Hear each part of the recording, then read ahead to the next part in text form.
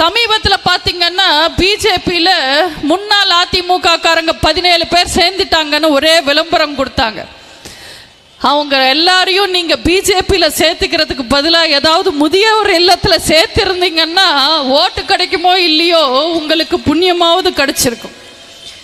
இது தேர்தல் சமயம்ன்றதுனால மக்களை திசை திருப்புறதுக்காக அவங்களுக்கும் வீரம் இருக்குன்னு காமிச்சிக்கிறதுக்காக நிறைய பேர் வருவாங்க.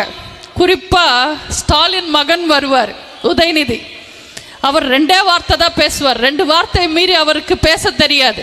ஆனால் அந்த 2 வார்த்தையும் யாரோ எழுதி கொடுத்ததுனால தில்லா பேசுவார்.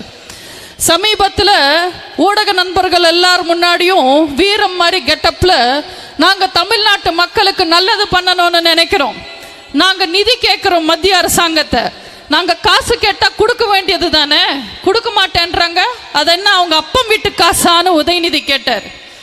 நான் அந்த உதயநிதியை கேட்குறேன், நீங்களும் கேட்கணும். 1 ரூபா மக்கள் வரி பணமாக கட்டினா அதில் 50 பைசா மத்திய அரசாங்கத்துக்கு போகுது, 50 பைசா மாநில அரசாங்கத்துக்கு வருது. அப்போ நாங்கள் கட்டுற வரி பணத்தை வச்சுக்கிட்டு உங்ககிட்ட இருக்கிற பணத்தில் தமிழ்நாட்டு மக்களுக்கு நல்லது பண்ண வேண்டியது தானே, நல்ல திட்டங்களை கொண்டு வர வேண்டியது தானே. ஏன் பண்ண மாட்டேன்றீங்க? உங்கள் அப்பம் வீட்டு காசா? சென்னையில் வெள்ளம் வந்தப்போ மக்கள் அவஸ்தைப்பட்டப்போ மக்கள் ரொம்ப கோபத்தில் இருக்காங்கன்னு தெரிஞ்ச உடனே வழக்கம் போல திமுக சொல்லிட்டாங்க, சென்னை, செங்கல்பட்டு, காஞ்சிபுரம், திருவள்ளூர் எல்லா மாவட்டத்துக்கும் அத்தனை ரேஷன் கார்டுக்கும் நாங்கள் 6000 ரூபாய் நிவாரணம் தரோன்னு சொல்லிட்டாங்க. நம்பின அப்பாவி மக்கள் ரேஷன் கார்டுக்கு போய் நின்னா சக்கரை கார்டு வச்சிருக்கிறவங்களுக்கு நிவாரணம் கிடையாது, வருமான வரி கட்டினவங்களுக்கு நிவாரணம் கிடையாதுன்னு ஏமாத்தி அமிச்சாங்க.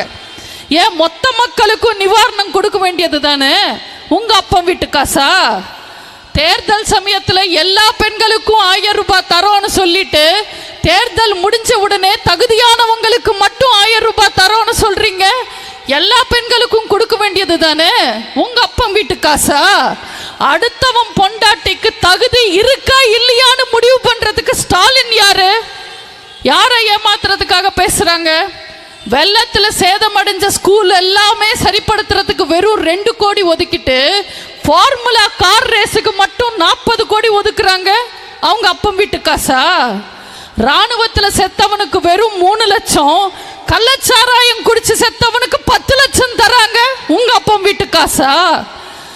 ஒரே கையெழுத்துல நீட்ட ஒழிப்பேன்னு சொல்லிட்டு ஒரு ஆணியும் புடுங்க முடியாம இன்னைக்கு மக்களை ஏமாத்துறதுக்காக 50 லட்சம் கையெழுத்து வாங்குறேன்னு அரசாங்க பணத்தை செலவு பண்ணி ஊரூரா போறாரு உதயநிதி. உங்க அப்பம் வீட்டு காசா? இன்னைக்கு இபி பில் 3 மடங்கு ஏறி இருக்கு, கரண்ட் பில்லே கட்ட முடியாம மக்கள் அவஸ்தைப்படுறாங்க. ஏன் மக்களுக்காக நீங்க கரண்ட் பில் குறைக்க வேண்டியது தானே உங்க அப்பம் வீட்டு காசா? பெட்ரோல் விலை குறைக்கிறோன்னு சொல்லி இன்னைக்கு பால் விலையை கூட ஏத்திட்டீங்க, வரியெல்லாம் ஏத்திட்டீங்க, விலையெல்லாம் ஏத்திட்டீங்க. நேத்து குப்பை அள்ளுறதுக்கு கூட வரிய போட்டீங்க. உங்க அப்பம் வீட்டு காசா? இப்படி திமுக இந்த பக்கம் வந்தா நாக்க புடுங்கிக்கிற மாதிரி 4 கேள்வி நீங்க கேட்கணும், இந்த ஊடகங்கள் கேட்கணும். ஊடகங்கள் மட்டும் உண்மையான செய்திகள் இந்த ஊருக்கு சொன்ன அன்னைக்கு திமுகவோட கதை முடிஞ்சிடும். ஊடகங்கள் மாறணும், உண்மையை ஊருக்கு சொல்லணும்.